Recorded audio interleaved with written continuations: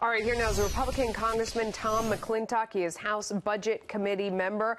I know you are a member of the House, but you're listening to them tick down those senators. Do you think there are enough votes everywhere to get this done right now, or are there still some people to persuade? Well, I can't read minds and I can't tell fortunes. I voted against the House version because despite the fact it did enormous economic good on the business side, I mean, that's Reagan recovery stuff.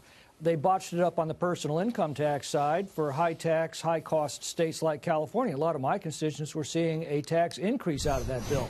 So how do you feel about it now? I think they've come a long way to improve it now from everything that I'm learning. You know, how do you make a tax cut immensely politically unpopular as they did?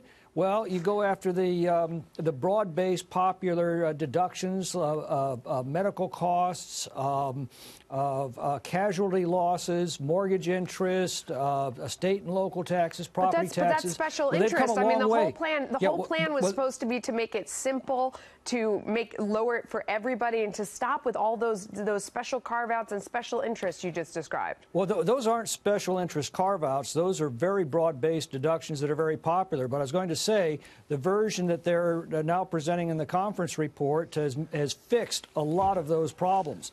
I think ultimately it's going to come down to exactly where the brackets are and what are the rates within the brackets. But I think they've made some huge improvements on the personal income tax side and the business side. I mean, that's $2.5 trillion of repatriated capital into the United States, $5 trillion of new economic activity. That's going to be hugely important to get America back to work. It is going to be painful for those of us who live in a state where we do have high local and state taxes. I mean, do you think that that will incent those local governments to cut back on spending? Well, I certainly hope so. Again, I've been fighting the big spenders in Sacramento most of my life.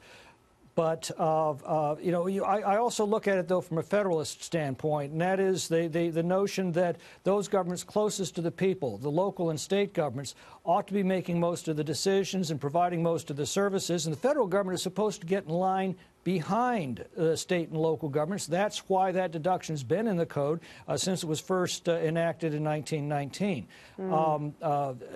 And so the question for me in a state like California is going to be, have they done enough to restore the state and local deductions, the property tax deduction, mortgage interest deduction, to